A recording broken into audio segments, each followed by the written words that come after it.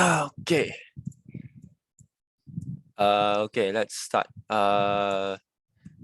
Okay, today I will be leading this section 2, the call to courage. Okay. Okay, first thing. Clear is kind, unclear is unkind.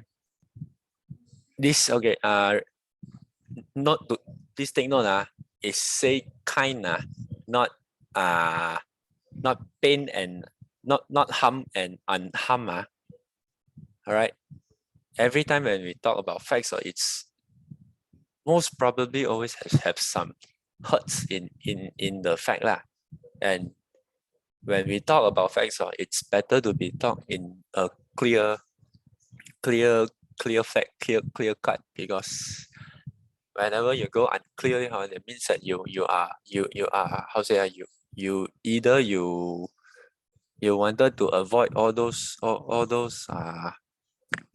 hurtful feelings, or you don't want you wanted to keep some of the information, you keep some facts, and it's no good, right? So like basically like inside there, feeding people half truths or bullshit to make them feel better is always unkind, because we half truth is just to make them feel better, right? Second one, not getting clear with a colleague about your expectation because it feels too hard, yet holding them accountable or blaming them for not delivering.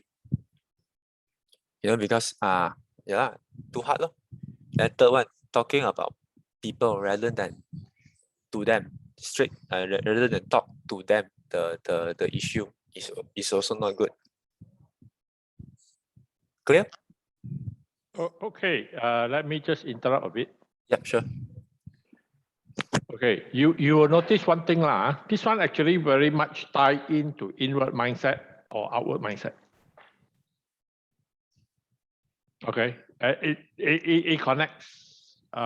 When you are inward mindset, right? You will not be clear. Why? Because you're protecting yourself. Because you're afraid. When you are inward mindset, right?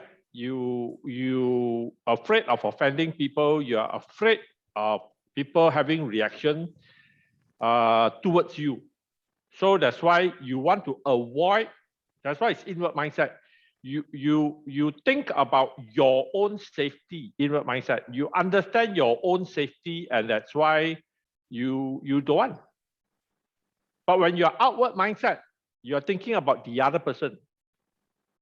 The other person's situation, the other person's long term, which is more beneficial. That's why if you're outward mindset, if you're considering the other person and the consequences of the other person and consequences of what is out there, you will notice that eventually the truth will come out, and you want to be clear, because at the end of the day, principles will act, truth will come to play. So the earlier you are clear, the earlier you tell things and you are tell it clearly, the earlier people can deal with it. Do you realize that? That's right. That's why it's very closely tied. Whether you are inward mindset or outward mindset, and you combine the two, you will see this happening. If you are inward mindset, you'll become very defensive. You dare not be vulnerable.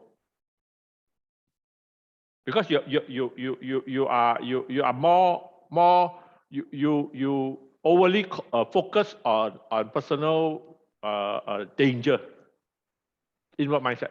But when you're outward mindset, you are considering long-term result, right? And you realize that at the end of the day, when you are clear, people can deal with it. Can you see that? So when you look at all these half truths and all that, you will realize that what is the ulterior motive behind people telling half truth or bullshit? Is it because our mindset or inward mindset? When you're not getting clear with a colleague about your expectation, think about it. What is the general motivation? Inward mindset or outward mindset? Talking about people rather than to them. Again, inward mindset or outward mindset?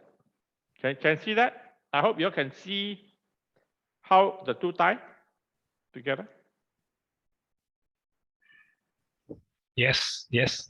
Yeah, okay. Then pass back to QQ. All right. Okay. Okay. Have you guys ever been going through these situations or not? This is what they call it bandwagon effect. That means that when majority of people say yes, even though you disagree, you will also say yes because everyone already say yes. No, not everyone, but majority already say yes. That because you don't want to get into trouble, or you're afraid to it means something that will going to happen to you. So even though you disagree, but you say yes. Have anyone of you going through that before? Definitely is a yes, QQ. Right. Okay. Next one. Greedy faith and greedy facts. This is the fight. I would say it's sort of like the fight between the hearts and the analytics. The dreamers versus the sticks in the muds, or the old-fashioned person. The finance people versus the creative people. I mean, if let's say if you or the marketing versus the finance. Marketing versus finance. Yes. Very common conflict. Yes. In engineering, in factory, it is the design department versus the finance. In certain sales company, it is always the marketing, sales and marketing department versus the accounts. Because sales want to give more discount, want to give more to benefit. push more sales, Yeah. And so they want to attract the sales with benefits and with discount and all that. Or with more publicity, or with more commission to attract. And then the finance say, no, like that, very susah, you see. Quite common. Okay. All right. Okay. Question. Yes. Like I heard just now what Sir shared, finance, then got finance, then marketing got the marketing ma. Then I wondering like, what if these two things is handling by one person? Oh, then that person must be juggling both lah. No meh? Actually, it's handled by one person. The big boss. No. Actually, the question is this. I mean, is it good to handling by one person, or is it good to make a separate team to handle? Usually cannot. It doesn't happen. Why? Because the talent required is different. You'll notice the accounting, the talent required is, or if you look at personality, DISC, accounting usually a high C. They need to be very accurate. Marketing, no. Marketing is high I and high D. Right? Finance is always high S and C. Actually, they are very opposite. That's why you need both. You need the DISC. Because creativity, SC people are not creative. Okay?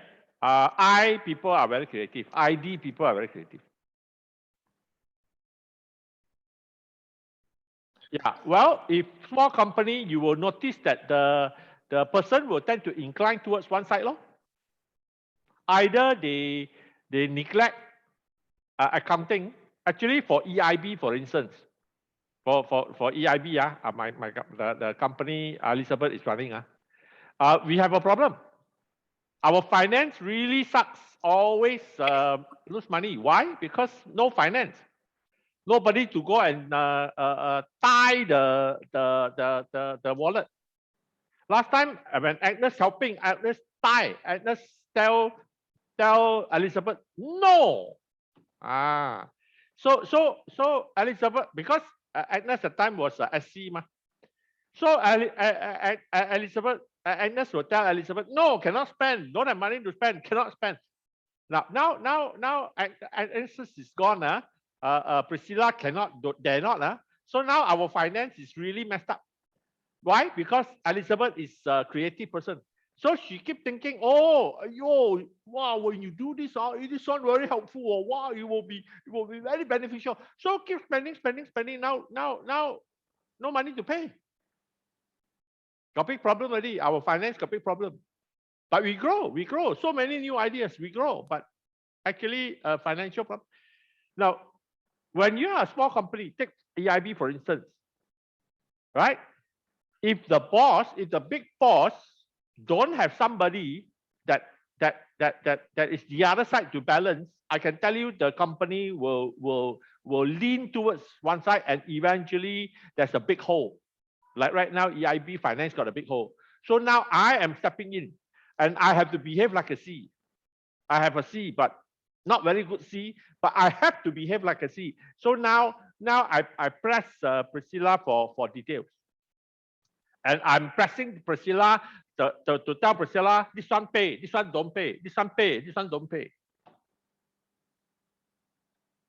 I am bad guy. No, you are good guy. Good guy for EIB. I tell you, if now because you good guy left lah, you become bad guy lah now. Why you leave EIB? Now you become bad guy lah. Yes, you are bad guy now for leaving EIB.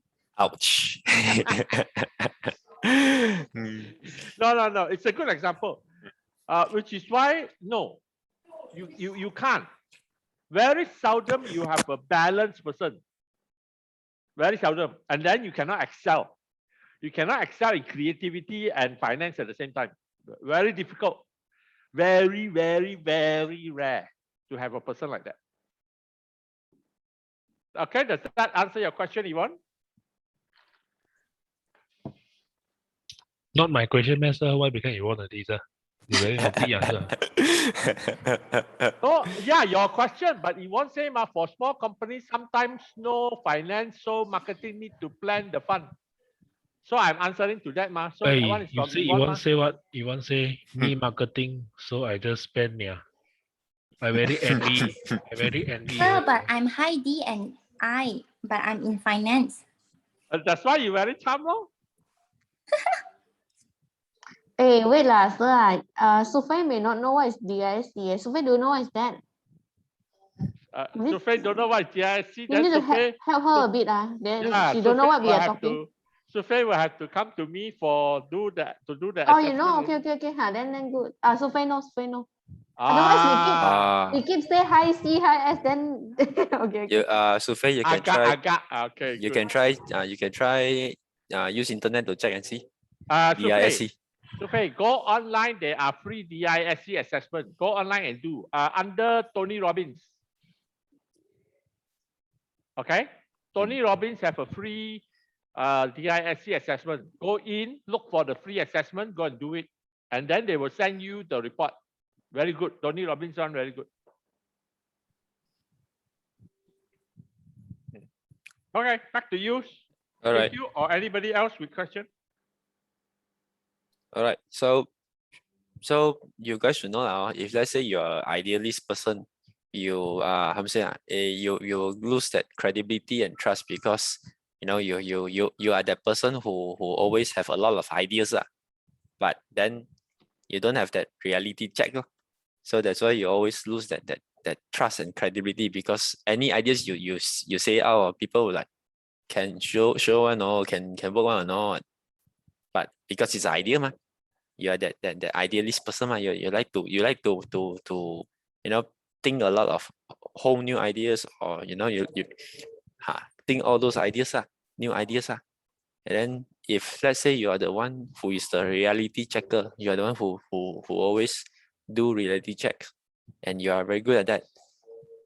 But the downside is that you won't get those opportunity and the chance to take risk because you are the reality checker. You dare not to take risks, and you always dare not to take the opportunity, because every opportunity will always contain risk. So you always say that, yo, I scared this one later cannot work. Or like 20% this will not work, or 35% this will bound to something happen. Then you cannot. I don't want. You are the reality checker person, because you always you always make sure that can work now only go forward. Can work only then go forward. If cannot work, or if partially workable, no, you will not dare to go forward. Right? Okay, let me make a correction now. Back to here. Correction. Idealist doesn't mean a lot of idea. Idealist meaning very perfectionist, very stick to rules, stick to principles. Will not break, do not know how to get out of principle. Because real life, reality, very often is not on the, it's not clear cut. Right? A lot of things are not perfect. A lot of things do not comply fully with principles. That's what idealist is. Idealist, you must comply. Some example basically is this. For example, I want to, let's say for instance for me, previously, I want to conduct a class. I want to recruit people to conduct a class, but I don't want people who no interest. I only want people who are committed and interested. Now that is an idealist. Of course, when a perfect class, a good class consists of interested, committed people. But then reality is that sometimes people need to understand before they can get interested and committed. That's reality. So if I follow idealistic and say that I will only accept interested and committed people, actually I may get nobody, or I get too few people in the class. So to be realistic, to balance it, I may have to give people a chance to come in to discover before. That means at the beginning, when they come into my class, they may not show very much interest or commitment yet. That's reality. This is example of idealist versus reality check. Okay, so you need this kind of people. Idealists are usually C people. Reality are usually S people, IS people. DC are usually idealists. CD. Whereas IS are reality people. Okay? Question? No question, then back to you, QQ.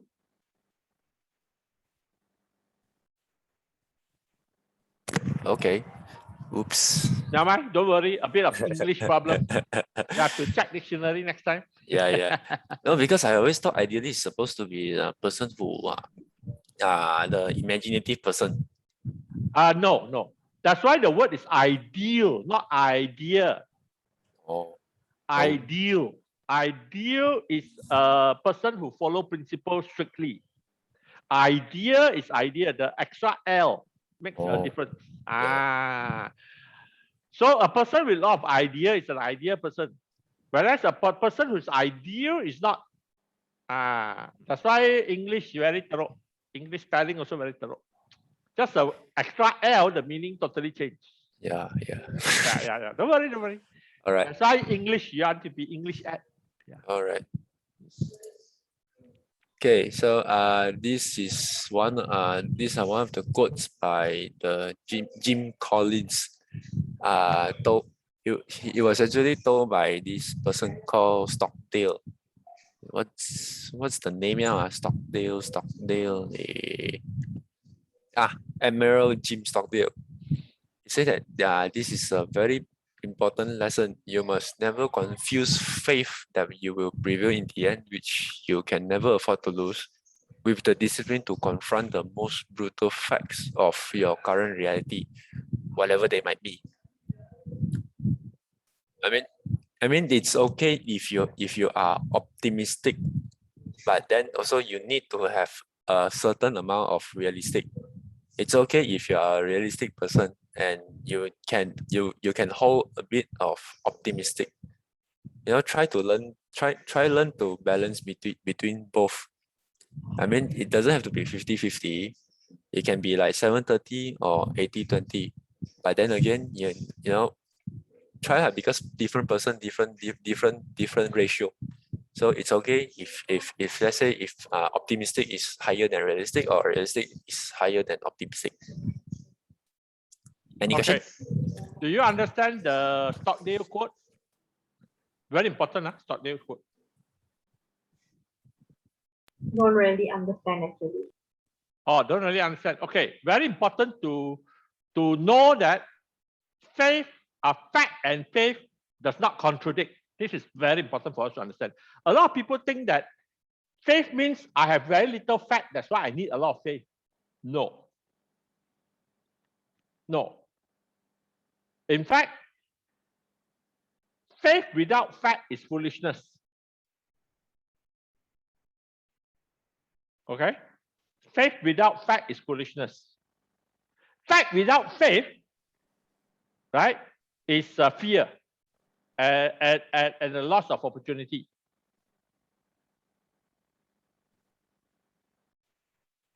Okay?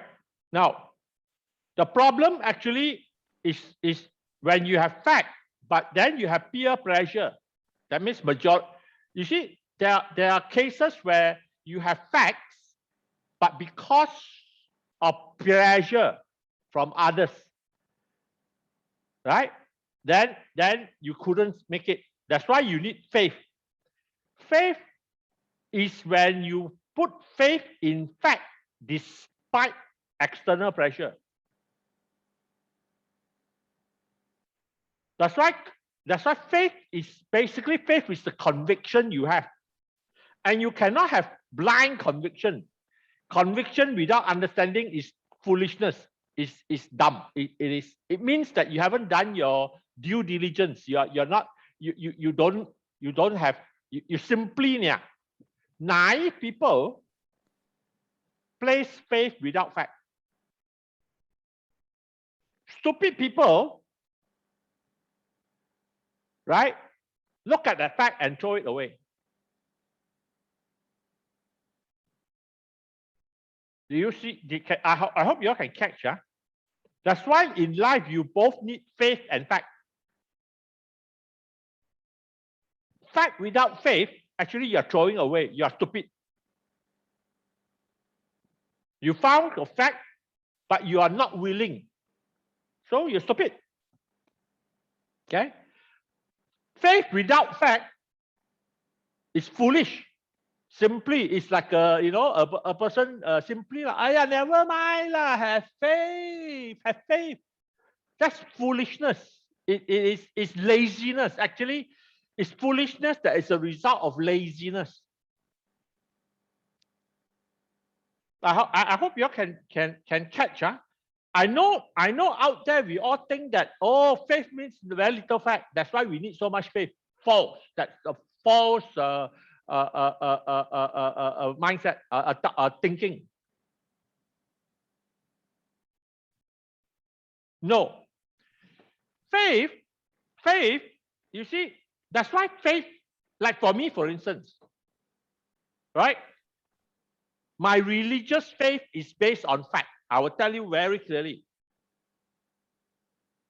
My religious faith is not simply blindly believing. It is based on fact. And based on fact, but you express the faith in the midst of resistance. You see, faith is often tested in resistance. When things around you, okay, let's take for instance, okay, you can have a fact and yet you can be a minority. And in a situation of a minority, now you need your faith. The conviction. Faith is the conviction. Okay? So you can say self-confident. It's not emotional confidence, by the way. It's a form of belief. It's in the internal belief that leads to a conviction that you. That's why the strength of your faith is very much tested in resistance, not by lack of facts. Faith is expressed in the midst of difficult resistance, in the midst of pressure, not in the midst of a lack of facts. Okay? In the midst of lack of facts, right?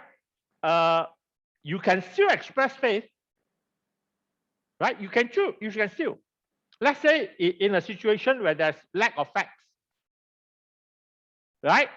Now, you may make a decision to choose. Let's say in a lack of facts, that you have two choices A, choices B, but there's lack of fact. It could be 50-50. Then you make a stand. But then generally, let's say for me, for instance, I won't put much faith. I will still put my faith to step forward. That's about it, until I get more facts. So I need to test the situation to get more facts. But when I am testing, let's say let's say I have option A, I've got option B. A lot of people choose option A, but I feel that option B is correct. Now I'm exercising faith to choose option B, because even though there's a pressure to choose option A because majority are choosing option A. So I'm expressing faith, the conviction. That basically faith is when I take a step forward based on my internal conviction. That's called faith. That's called exercising faith. If I believe something to be A, let's say in this case, I believe something to be B, but I dare not go and do B because majority are doing A, and then I go and do A, even though internally I believe in B, then I am not exercising faith. I did not express my faith based on my conviction.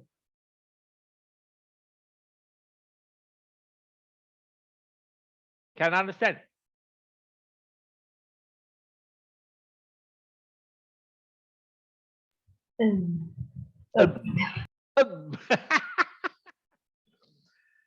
It's two different things, fact and faith. It's different stages. Fact finding is the first stage. Fact finding, after you do the fact finding based on the abundance of fact or the lack of fact, there are still facts, and then you make a decision, and that's where you have your conviction. So you have a fact finding, then you have your conviction, then you exercise faith. When you go by your conviction, despite what are the external pressure, and very often is going against the external pressure, that is faith. It's a different step of everybody's decision-making process.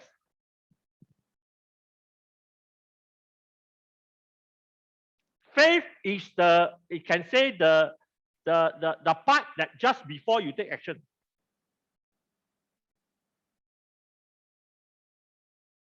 Just to share, we need to have faith in fact and take action for things to happen. Correct? Our action also play important role if it comes to me when I read about this. Yes. The final one is action, and then the result, and then the evaluation again. That's why in all our decision-making process, it is fact-finding, decision-making, and then conviction, and then expression of faith that leads to action. Action leads to result. Result come back to the fact-finding again, because your result now will give you extra information to your fact-finding. And then your decision-making and then your conviction based on your decision making, and then the expression of your faith. Now, faith is when you follow your conviction. Lack of faith simply means I dare not follow my conviction. That's why faith is the conviction of, okay, of the things I hope for. So if I make a decision and I'm convicted, if I do this, I'm going to get a good result, that's called faith. And I act upon it, that's called faith. I act upon the conviction that I have, right? Based on my own logical thinking, the conviction that I have that if I act upon these facts, I will get good results. That's why it's a conviction of things hoped for. The conviction that I will get good results, that's what I hope for. So if I dare not do it, then I have not act in faith. Now I act based on, oh, other people, wow, everybody do that. Oh. So now I think my conviction is wrong. That means I don't have faith in my conviction, in my facts, in my decision making. I have no faith in it.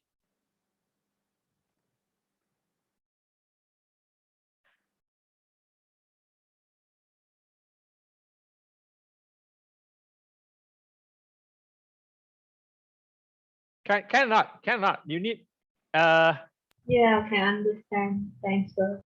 okay, can see. That's why don't mix up.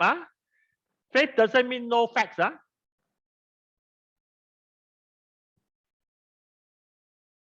Okay.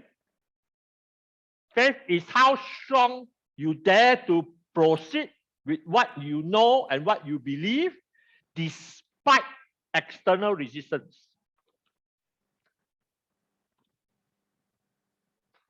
Okay, back to QQ. If nobody has any question or comment.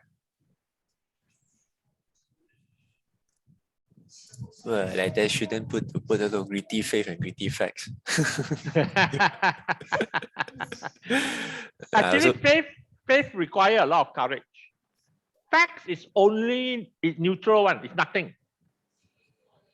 Every one of us, after the fact, right? You need faith. Okay. Faith in what you have thought through, what you have, all the facts that you have think through, all the serious thinking you have gone through, all the serious discussion you have gone through to come to the conclusion, to exercise that conclusion despite external forces. That's faith.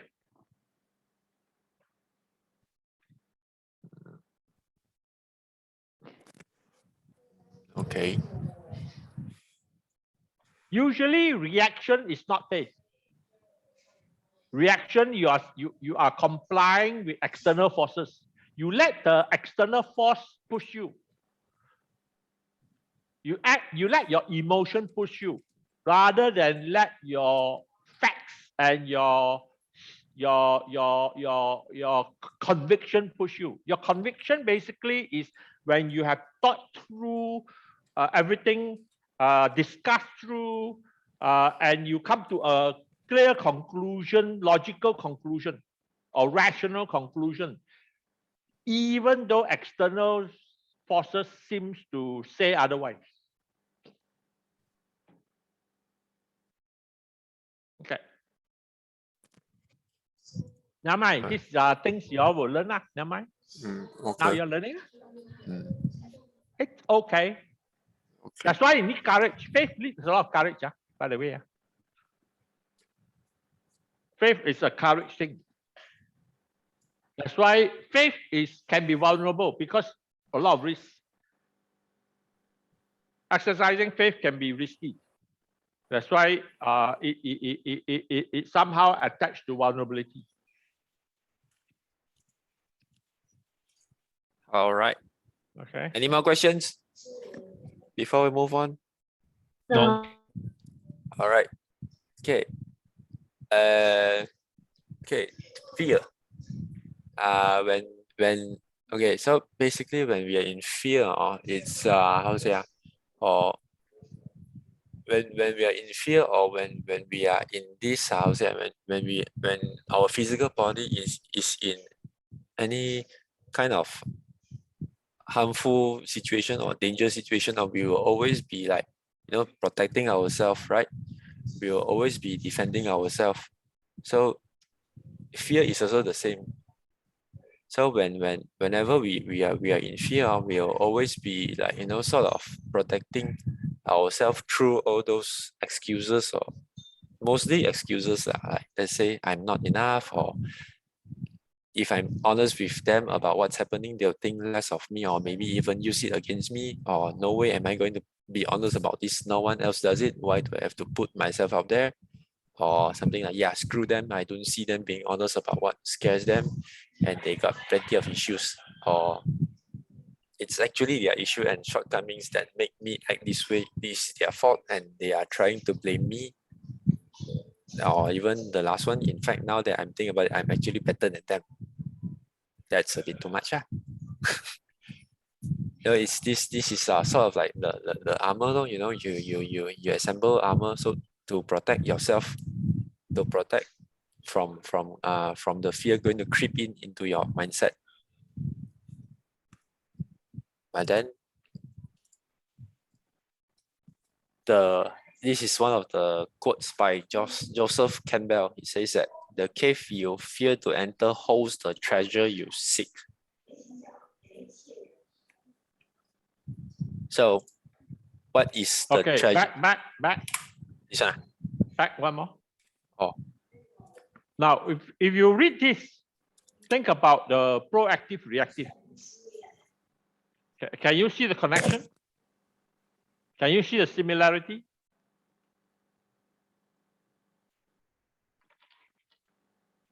Okay, reaction usually connected to fear or defensive, right? Think about it. Correct?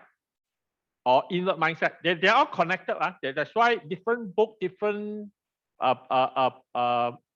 way of looking at it, different angle of looking at it. Yet it's the same thing, except they use different terminology from different angle. So here under the lead with courage or the concept of vulnerability, right? If we connect the two, I can say that proactive is vulnerable.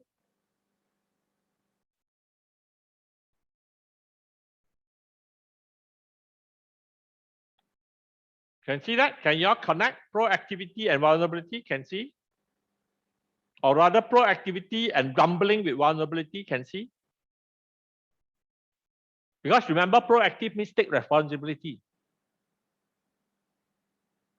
Where to take responsibility, you must acknowledge your vulnerability. Right? Yeah, agree. Okay, back to you. All right. QQ. Okay. Okay, so what is the treasure you seek, and what is the cave you fear to enter? That's the question. You can try to ask yourself whenever you have the you have fear coming. Why this one? Wait. Let me think. Why this one? Blah, blah, blah, blah, blah, blah, blah, blah, blah. Oh, all right. No, sorry. This one, yeah, shit. I've forgotten to cancel it. Never mind. All right. Next one. Next one. All right. Okay. Just now we talked about all those facts. Is mostly about someone. When let's say someone started the conversation about vulnerability. Now, what about the other side? What about the person who start asking questions about vulnerability, especially leaders? And not just your teammates will only talk about vulnerability. Sometimes leader also must start asking about vulnerability one. All right. Then this is where this comes in. No? I remember why this one comes in. Okay, so basically that's what the front part all is about. It's mostly because the front all these questions, all these things, fear, bandwagon effect, gritty faith, and gritty facts. So it's all about like I say, the person who start to have vulnerability issues and they are talking about it.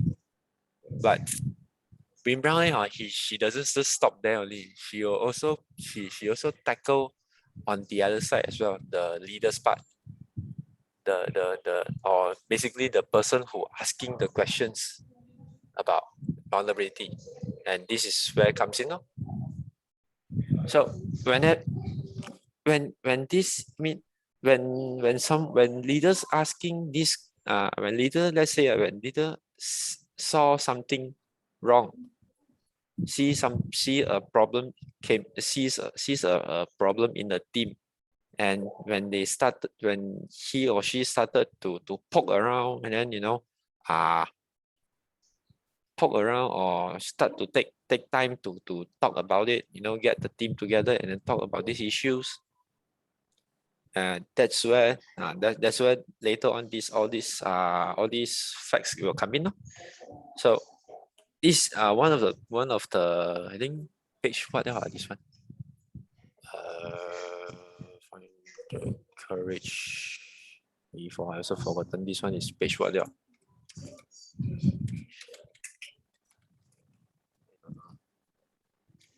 Okay. So basically, is that we must find the courage to get curious and possibly surface emotions and emotional experience that people can't articulate or that might be happening outside their awareness. If we find ourselves addressing the same problematic behavior over and over, we may need to dig deeper to be thinking and feeling driving those behavior, and that takes courage, because it's not an easy job.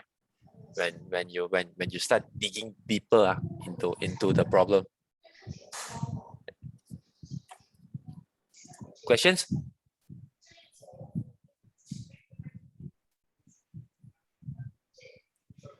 All right then. Is it like if there is something like, let's say in the company got a problematic employee lah, then is it that we need to address the root problem and not the symptom, like why the person slacking at work, or every time take MC or what, right? Is it what you mean? Part of it, that's what part of Part of it, part of it, Okay. Yeah. That's why that because when a leader brings that out, they are opening vulnerability because the other person are afraid. So it is not an easy thing. That's why especially for leaders who have a lot of high S one, they are afraid to do it because they are afraid of hurting people's feeling. But then you don't raise it up, you never get to the root cause, the root problem. So you keep addressing the symptom only. You're right about this is one of them. And I presume okay, go. Oh, and I presume Jian Wei or William should have gone through these problems, isn't it? Or haven't even gone through yet. That's why I say tired low, QQ. Yeah. I get yes. your feeling. I get the feeling. Very good. Your expression. That's why I feel tired, Lord. I think this is one of the result of a confronting. Yeah. Okay. This is what you, because you're addressing people's vulnerability. You confront, and then you are, as a leader, you don't want to be too hard. So a lot of energy required to maintain the balance of confronting and yet being sensitive. That means the balance between what Stephen Covey says, the balance between courage and consideration. Very tiring. Yes, you're right. Very good. Yeah. Yep. All right. So Here's some of the tips when confronting these vulnerability issues. First one, use the right language to talk about hard things and tackle tough subjects. Or basically use the right subjects to talk about hard things and tackle tough subjects. So let's say if let's say they are talking about time management issues, then you really have to use that time management issue language subject to talk in. Right? Next one, white space. Okay, go backward first. All right. Ideas. What can you do to stimulate opportunity to talk if you are a leader? Come, ideas. You mean Wait, what talk question? about what? Yeah lah. Oops, sorry. To apply the what lah? You see, if let's say you are a leader and that you notice there's something wrong and you want to address, right?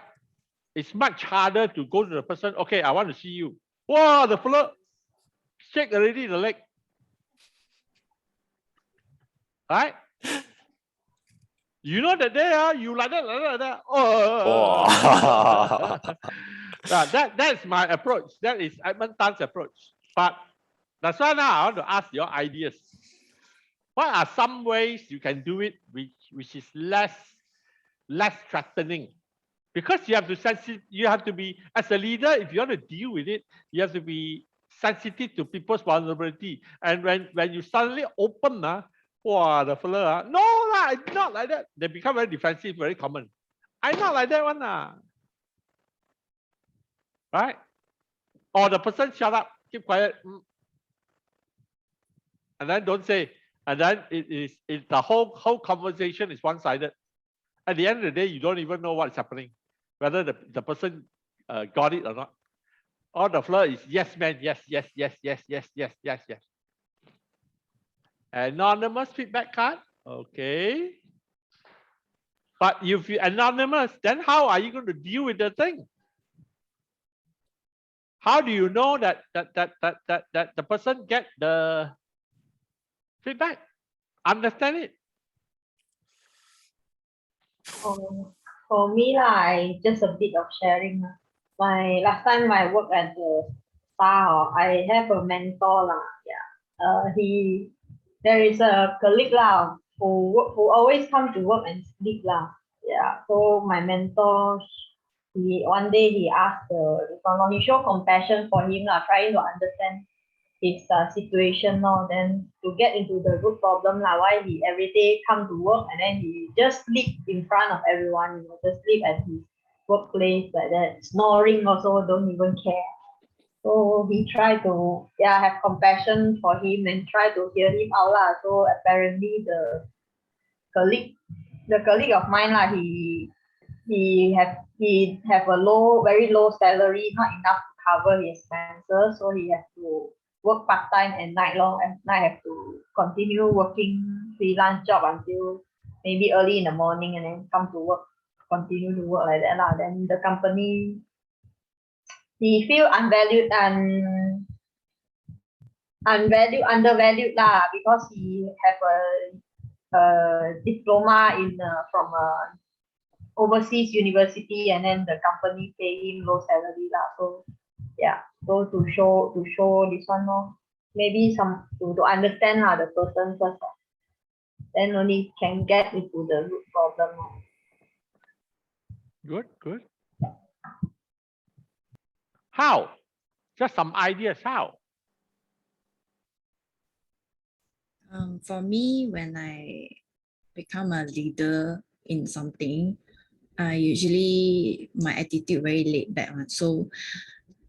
And I also try to talk to them like a friend, but sometimes I get strict when it needs to, so that people can come to me when they got any feedback or what.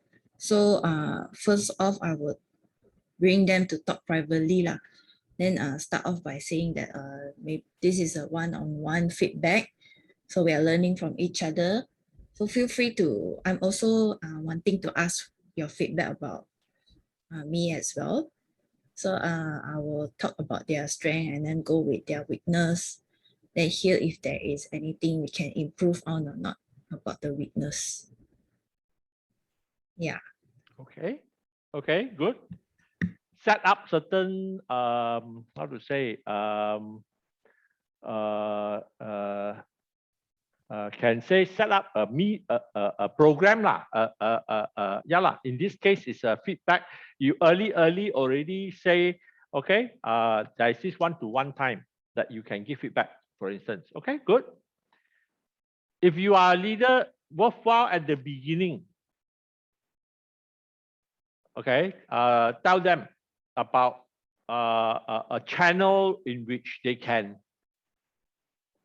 express their, you know, concern or their, yeah. Okay, okay. Others? Come on, ideas, yeah. So that who knows, maybe some of you can pick up new ideas to be a better leader to address all these tough issues with employees.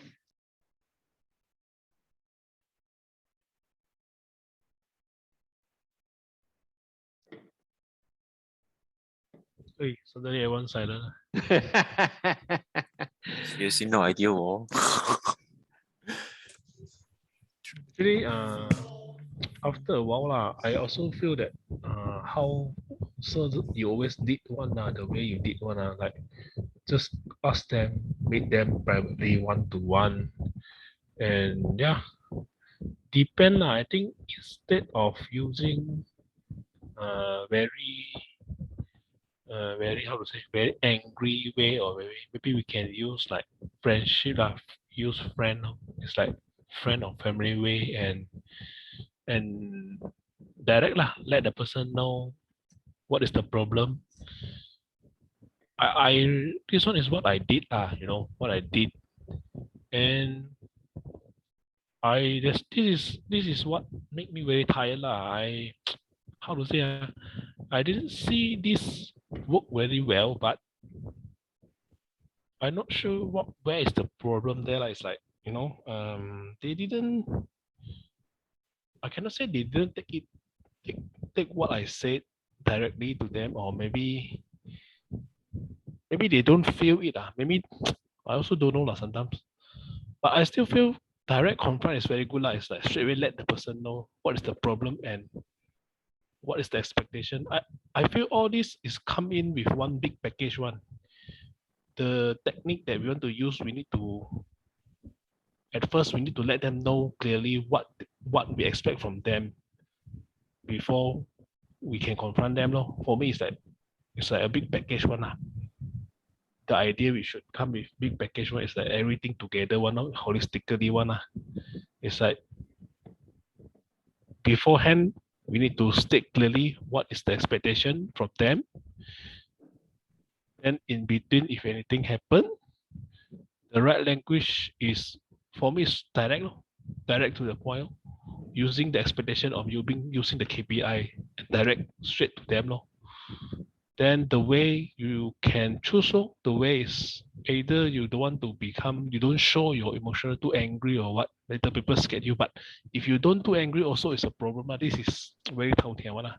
Too friendly also, they don't take it serious. So yeah, basically I didn't give any idea, but yeah, I just Actually not easy one. I feel this one very difficult, but if I'm going to do it, I will try to talk in their language, because like if we understand a little bit of DSC, these people, they want direct one. You don't turn a big round then go nowhere.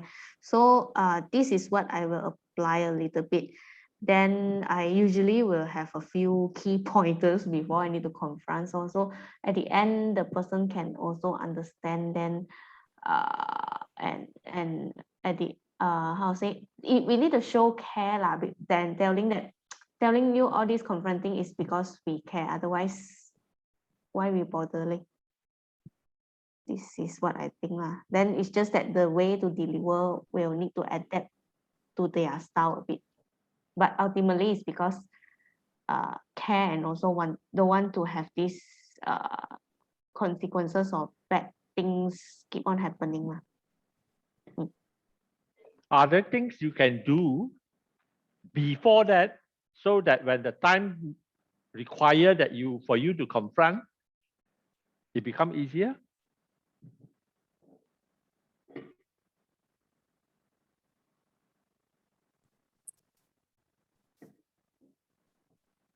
Maybe like my previous experience from what I observed is that my mentor create a like support group or like he tried to bond and create support group like yeah, if anything happen, he try to analyze the problem from different perspective lah, from the person who make the mistake perspective and from the person who complain about the mistake perspective lah.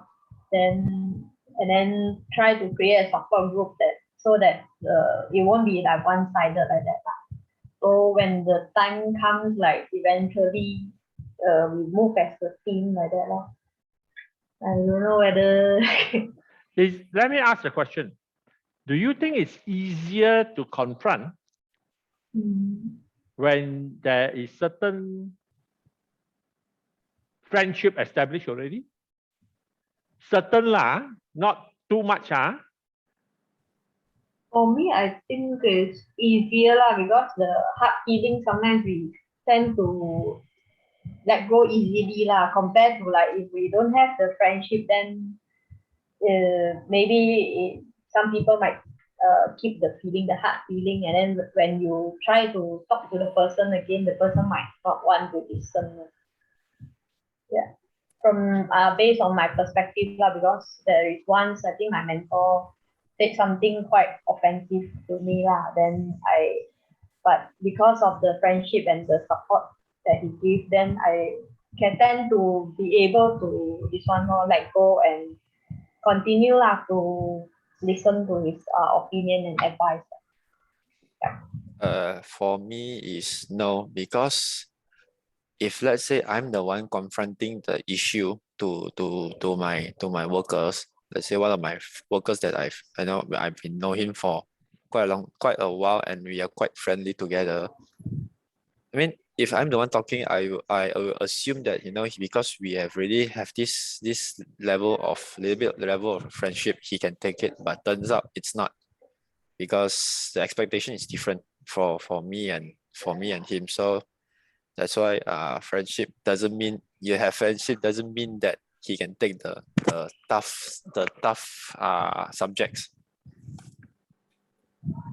And so is that, are you saying that no friendship is easier for you to confront and for them to accept your confrontation?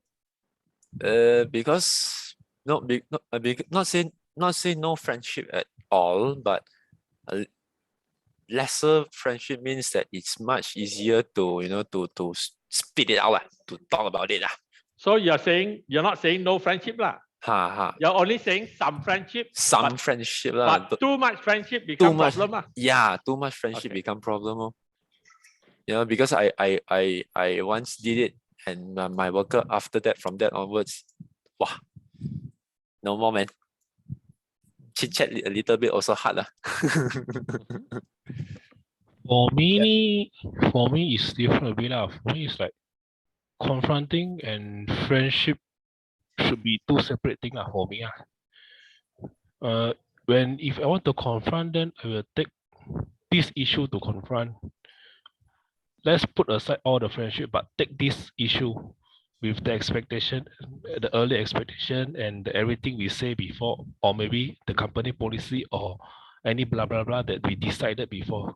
Or maybe maybe using the promise or using the covenant, we take that and we talk about it. Regret of the friendship. For me lah, I feel it's more working lah, because if you put emotional relationship inside, I think quite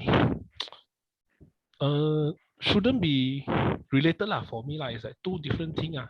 Shouldn't put this inside lah. Then the other person. Now you are saying it's difficult for you. For you when you want to confront, you put your friendship aside. I'm saying the other person. Do you think the other person will be easier to accept your confrontation with friendship or without friendship? So that one I usually don't think is because I won't go and think lah, because that is not under my control one, or I cannot. No, I'm not asking your I know, control. I know. I'm asking whether it is okay. Turn the other way around. When your boss confronts you, now your boss, your leader confronts you. Do you think it is easier for you to receive the confrontation by a leader if you have no friendship, some friendship, or a lot of friendship? Which will be easier for you to handle the confrontation and bring about good result, good outcome? Actually, okay. My point of view lah. I feel with friendship will be more easier to accept the confront, but without friendship, if long-term wise using direct to the point and without friendship one, that one will be more helpful lah. If I can accept without friendship, this is my point of view lah.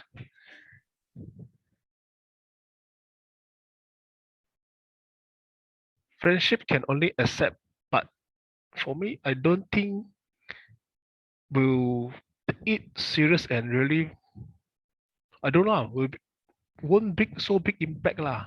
I don't know. It's like last time you scold me. Like think back last time you scold me lah, you see lah. Friendship is friendship, then I will feel that okay, I will easy to accept. But you see, if put aside friendship, actually, how make me until this long term thinking that the time management is so important? It's not about friendship, it's about the fact. No. Yeah, I agree with you. I agree with you. Yeah. That's why. But I'm saying that's why for us as leaders, that's why I want to ask you to think about ideas. For us as leaders, when we are confronting now, when we are approaching vulnerability, when we are approaching your subordinates' vulnerability, you want to think ahead and see, okay, what are some things I can do so that when I approach vulnerability, it's easier and more constructive outcome. So if we understand that, then we can do some work before confronting vulnerability. Can I share something? Yeah. Okay. All right. Just now for the friendship, right? I think more to be partnership, something like some sort like partnership. When dealing with my workers, okay, my employees, when they do something wrong, first I will show them, I will tell them why you're doing wrong and what is our expectation, and I will be the example to show that how to do the right things. Yeah, it's not 100 over employees. I can't do it one by one. Try the best, at least show the example that every day I will go around and look on what are they working and who is the person who lazy, who is the person really hardworking. So I can know, and then I will treat them as a partner, not as a boss and employees. So I will treat them, okay, anything you want to request, you can request, and we are like a partner, win-win. You do this for me, then I of course give you some. You want increment, okay? You want increment, so you have to do the OT, this and that.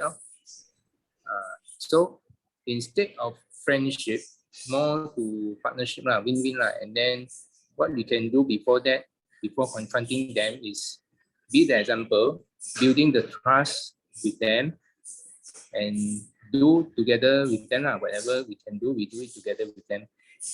Yeah. So building the trust, basically is building the trust.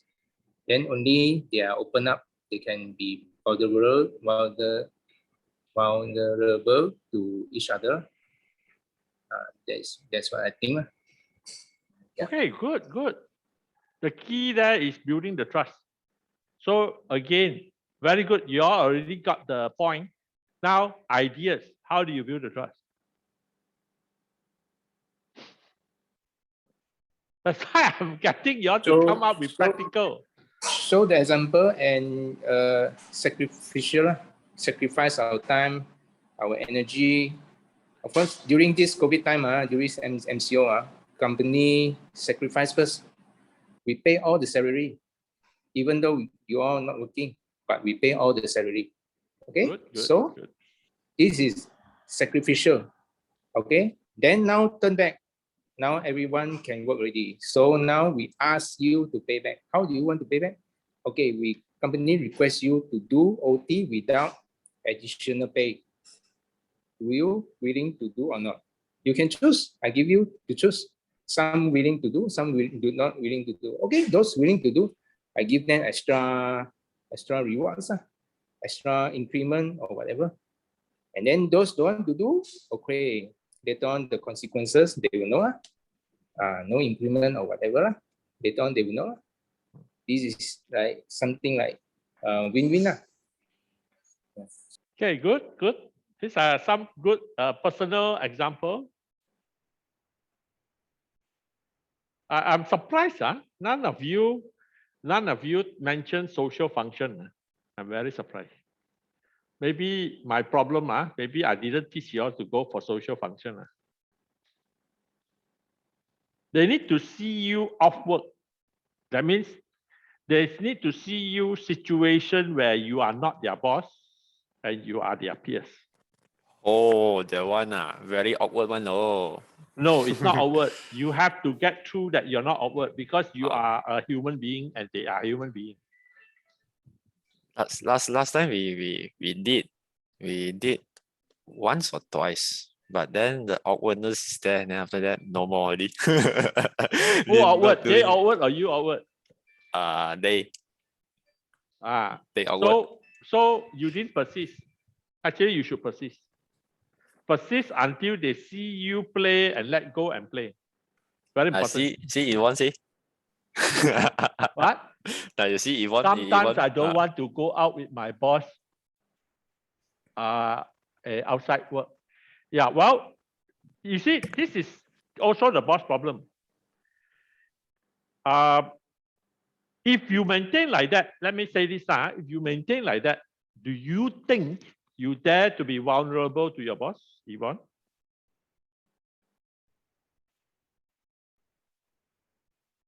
And if your boss fails to get you to go out with them, do you think your boss can approach your vulnerability and you will be open to it?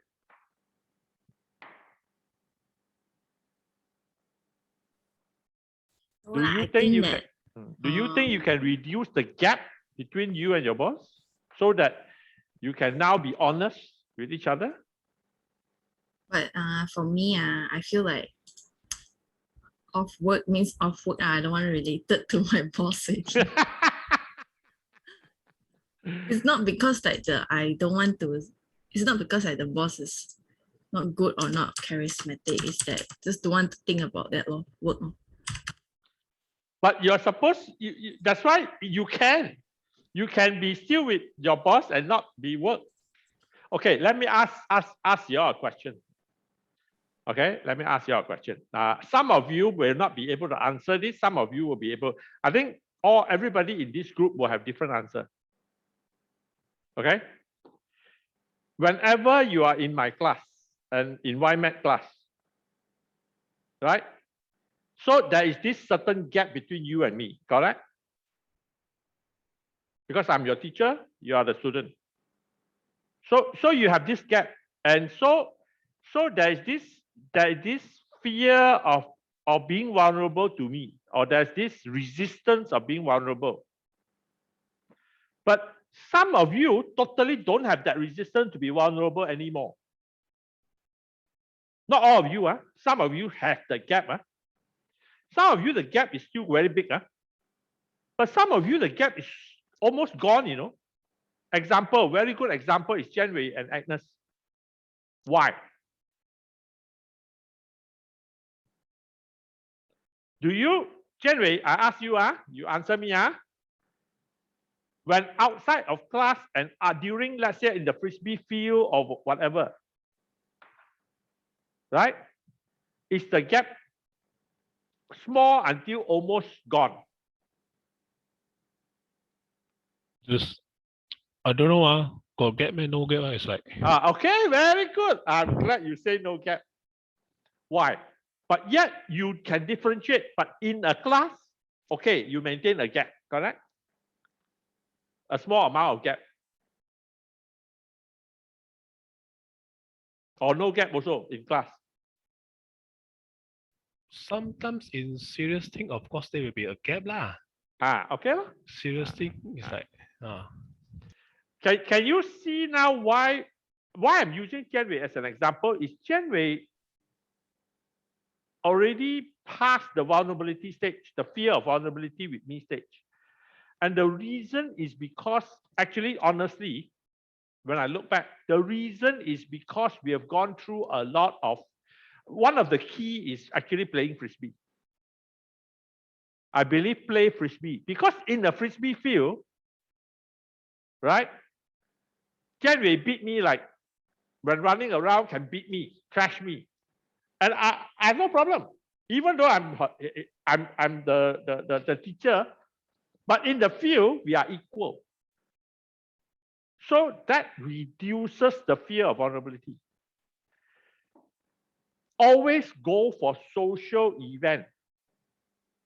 Create opportunity for social event, and the social event where, that's why boss, when go for social event, must know how to let down the boss image. If I know a lot of boss go for company social event, still maintain boss image. Sorry, if you do that, gone. Everywhere also boss image. Then when the boss image is there, then very difficult. You have to have occasion where you must, now I'm talking to you as a leader. If you want your subordinate to be able to receive your confrontation or your approach to their vulnerability, you want your subordinate to be able to accept this, you have to lay the foundation. Actually, I tried this in Hong Seng, William. I tried this in Hong Seng, and it worked for your brother Eugene. That's why Eugene and some of the staff become less, Eugene, boss son.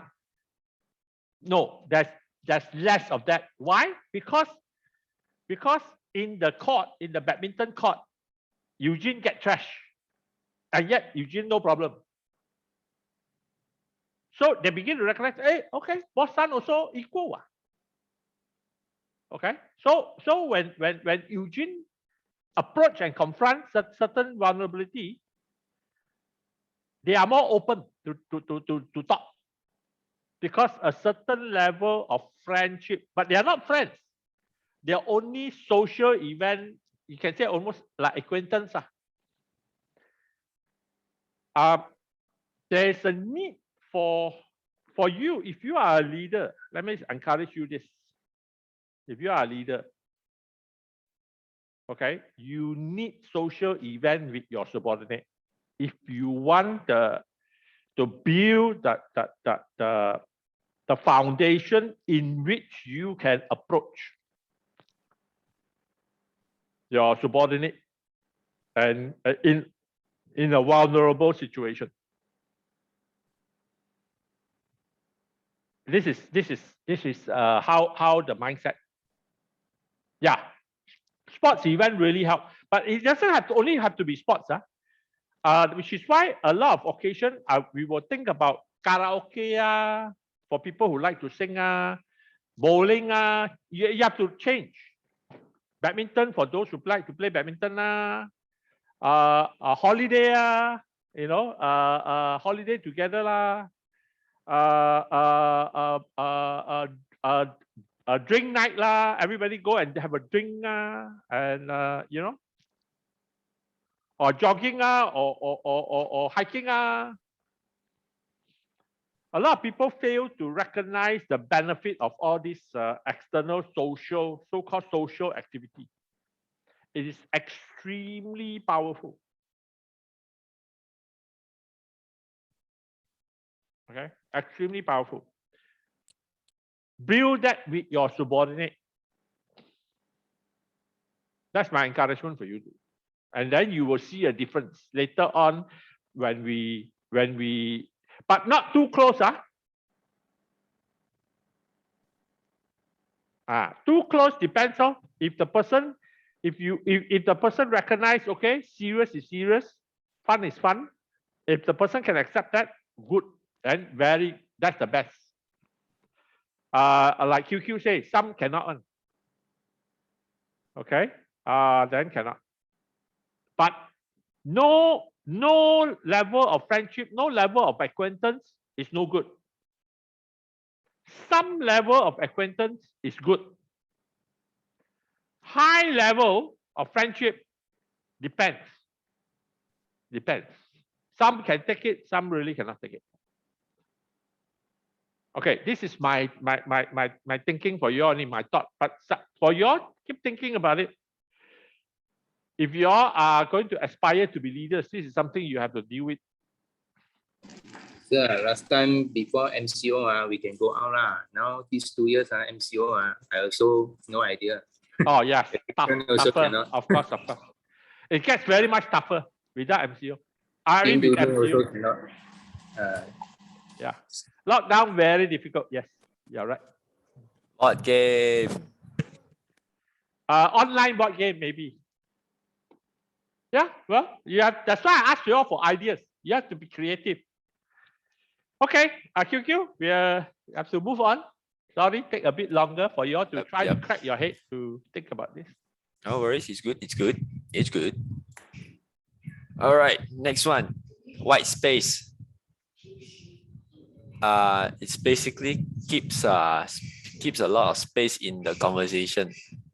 So basically, when someone start, when they start to talk or listen, really listen. Don't just don't formulate your response while they are talking, because somehow people can sense it, you know, sometimes when you formulate your response. And also, if you have that insight, if you have that response already, hold it, don't talk yet, let them just talk. And also, don't do that thing where the listener starts nodding faster and faster, not because they are actively listening, but because they are, you are trying to you unconsciously giving signal to let the talker to wrap up, so that the listener can start talking. Don't do that. When they start to talk about vulnerability, you need to let them fan it out.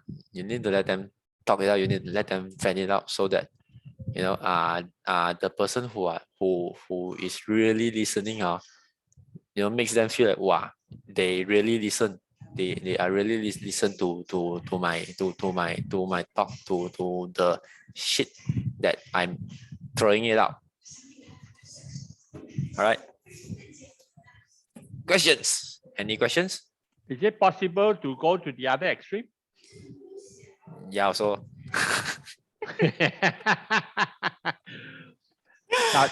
This is the tough part, leaders. Don't become a carpet. Let the other person talk and you become a listener only. That's not your purpose. You are not a counselor. You are not a psychologist sitting at the, or psychiatrist sitting at the psychiatrist chair. You are paid $200 an hour to just listen. Remember, purpose oriented. This is what I I thought also when I read this, what if the person talking is all about nonsense? Then should I stay there and let him finish? Or maybe the main point is at the end of the conversation. Walao, this is also very mountain. Yeah, remember, purpose oriented. You are not a counselor. But you also have to see what is their personality ma. Some they Yes, wanted to talk first, then only at the end talk points out. What if the person want to talk only, but don't want to talk points at all at the end? Walao, like that cannot lah. That's what I'm saying lah. Then maybe You know that there are people like that. then maybe can how to say connect a question like, can I know what's your point on all this? What if the person talk and expect you to counsel when you are not a counselor and you're not paid to counsel him? Well, that's his expectations. No, I mean, like, sorry. You have to make it very clear. Oh. You have to remember, you are the leader of a department. You have a purpose to achieve, and you are not paid to be a counselor. I know counsel can help. Counseling can help. That's why I stress purpose driven, not task driven. Purpose driven. I know it's tough.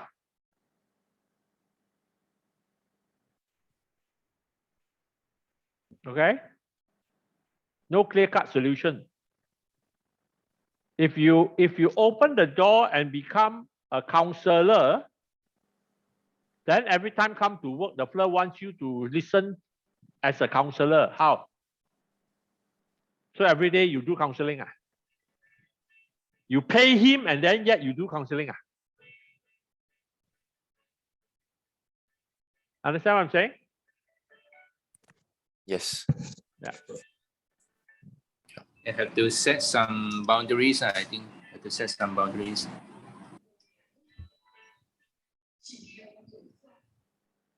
That's right. That's right.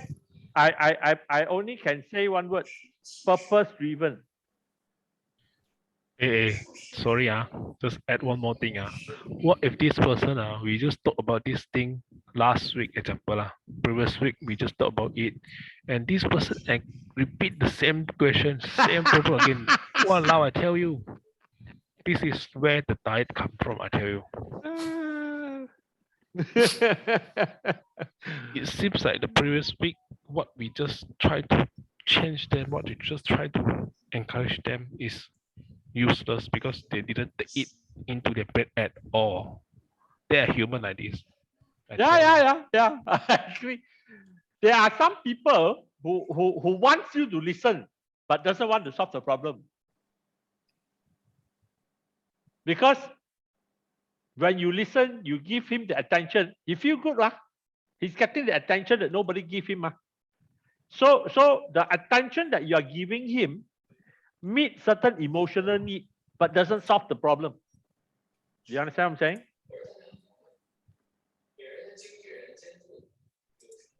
I like Yvonne say at the last statement. So I just put a full stop and say, if anything, can find counselor.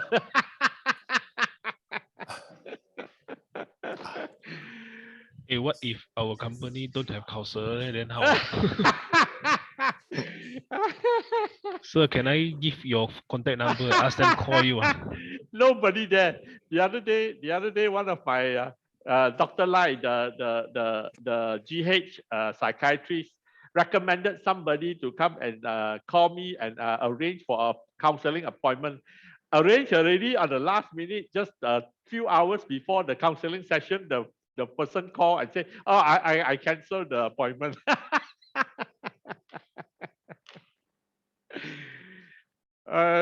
Fact, this is a fact. Yeah, sure. If you want, you can direct to me. But I can tell you, this counselor, very few people like one.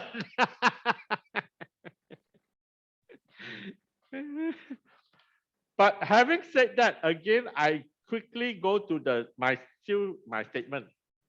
Purpose driven. You mustn't mix the purpose. Okay. Yeah. If you have to separate between counseling and work. Okay. So if it's work related counseling, yes. That means if the counseling will help improve the work, yes. But if the counseling doesn't, no. Even if the counseling does help improve the work, the cost of the counseling, that means the cost not in terms of money, cost in terms of time, also must be analyzed. If it's taking too much time, that means it's paying too much cost of time and cost of work, taking time away from the work. So if that's too high, no, you're not, you must not, because you're obligated to the company to fulfill your responsibility, the other person as well. That's why it must be purpose driven.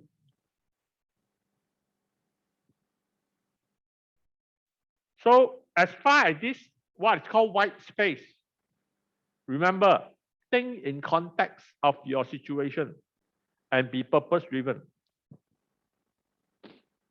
Okay?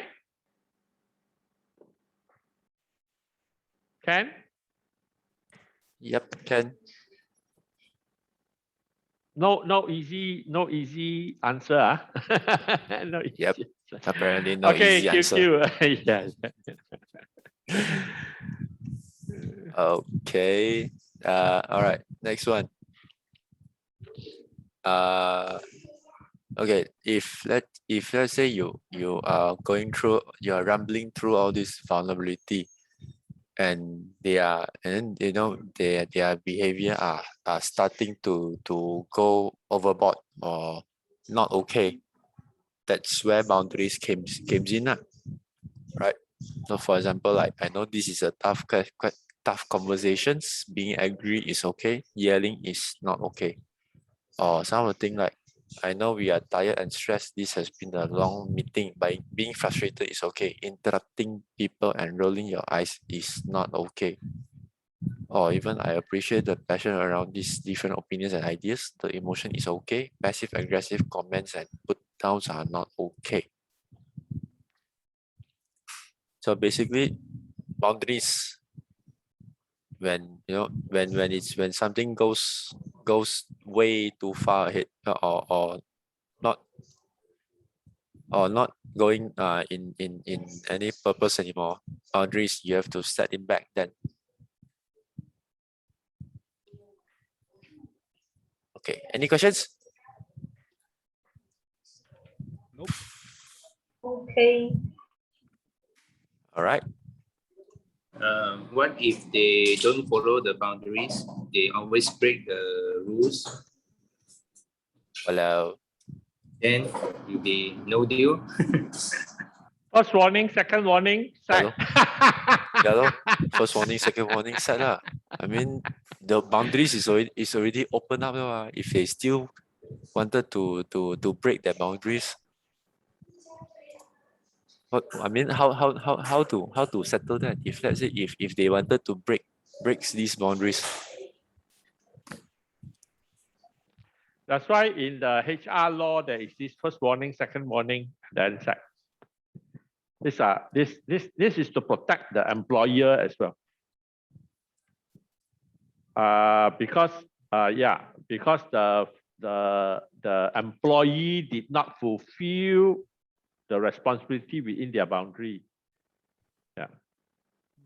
So yeah. All right. Next one. Huh? You got a question, William? No more. All right. Indirect lah, straight cut no. No follow then. Sorry lah, bye. All right. Okay, next one. Time out. It's how to say, it's to give them, if to give them catch a breath or even digest after a tough rumbling situations or tough rumbling subjects. You know, some people are not good at, you know, are not so good at digesting everything in one shot. Some needs time, some needs time to digest, you know, to think of responses, or to you know, yeah, like slowly digest. Okay. Last one.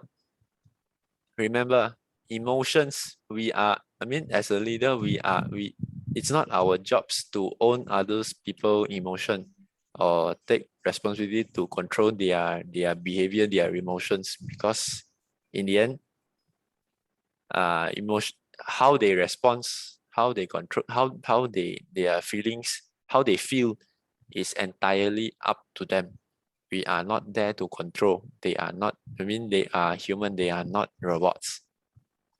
So yeah, their feelings is how they feel is how they are. We cannot control that lah. So far so good. Let me say that as a leader, it is the leader's responsibility to hold subordinates accountable to their boundary. Very important. Never let it go. Never like chin chai. That is no courage. That is fear. That is lack of rumbling with vulnerability. Because when you hold somebody accountable to their boundary, it is creating vulnerability, because it's creating a risk of conflict. But that is the leader's responsibility. Leader's responsibility is not to make the person, to help the person fulfill the boundary. It's holding it accountable only. It's different. Okay.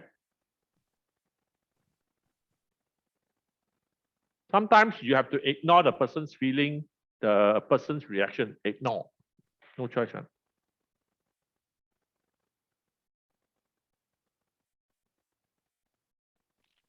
Okay. QQ. Right. These are one of the quotes. Leaders must either invest a reasonably amount of time attending to fears and feelings, or squander an unreasonable amount of time trying to manage ineffective and unproductive behavior. I found it quite good, the quotes. And that's all.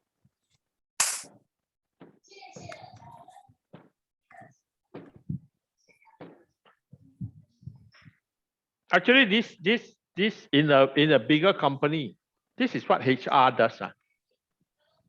HR is supposed to create a way of feedback, so that because if there's no system, if HR, that's why in a small company, the big boss will have to act as a HR. So you have to pull out some time as a HR. HR is a human resource. Human resource, basically the principle of human resource is to recognize that the power of the company lies in the ability of the staff, of the employees. And the ability of the employees, the maximum ability of the maximum potential ability of the employees is affected by their fears and feelings. Yeah? And so that there needs to be developed a system where hopefully they can help with the fear and the feeling, so that the employees' potential can be maximized. That's the idea. But of course, if the effort required to attend to the fear and the feeling, right, is too big, then it doesn't make sense anymore. That's why you need to be purpose driven. So if the cost of attending to the employees' or subordinates' fears and feelings, if that cost is higher than the productivity of that staff, doesn't make sense. Because you are not a welfare organization, you are not a counseling center, okay, or a befrienders. You're not, because that's the job of a befriender.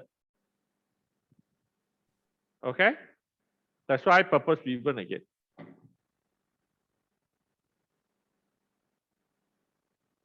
Yeah.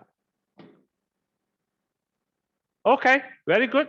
Any question, any comment, any thought, any feedback? Good. Now it's also just past 11 o'clock. Good timing.